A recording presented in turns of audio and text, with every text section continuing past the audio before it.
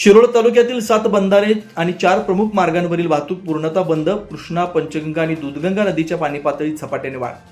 शिरोळ तालुका आणि परिसरात सुरू असलेल्या मुसळधार पावसामुळे कृष्णा, पंचगंगा आणि दूधगंगा नद्यांच्या पाणी पातळीत मोठी वाढ झाली. परिणामी तालुक्यातील 7 बंधारे पाण्याखाली गेलेत. 4 प्रमुख मार्गांवरील वाहतूक पूर्णपणे बंद करण्यात आली. त्यामुळे जनजीवन विस्कळीत झालं. प्रशासनानं नागरिकांना सतर्कतेचा इशारा दिला. तेरवाड, शिरोळ, राजापूर, कनवाड, म्हैसाळ, दत्तवाड, मलिकवाड, दत्तवाड, एकसंबा आणि कोथळी समडोळी हे 7ही बंधारे पूर्णपणे पाण्याखाली गेले. त्यामुळे नदीकाठच्या गावातील नागरिकांमध्ये चिंतेचं वातावरण आहे. तर कुरुंदवाड, शिरडोन पूल, शिरडोन नांदणी, हेरवाड, अब्दुल्लाट आणि नांदणी शिरोळ या 4 प्रमुख मार्गांवर पुराचं पाणी आल्यानं वाहतूक पूर्णपणे ठप्प झाली. याशिवाय राजापूर, जुगुळ मार्गावरील संपर्क खंडित झाला. महाराष्ट्र कर्नाटक दरम्यानच्या वाहतुकीवर परिणाम झाला.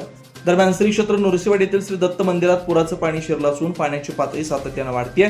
सध्या तेरवाड बंधारा 56.5 फूट, शिरोळ बंधारा 52.4 फूट, नृसिंहवाडी पूल 50.9 फूट आणि राजापूर बंधारा 40.8 फूट इतकी पाणी पातळी नोंदवण्यात आली.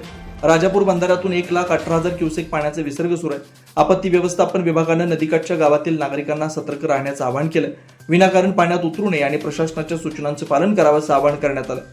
प्रशासनाकडून पूरस्थितीवर बारकाईने लक्ष ठेवण्यात येत असून पावसाचा जोर कायम राहिल्यास परिस्थिती आणखी गंभीर होण्याची शक्यता व्यक्त करण्यात येते.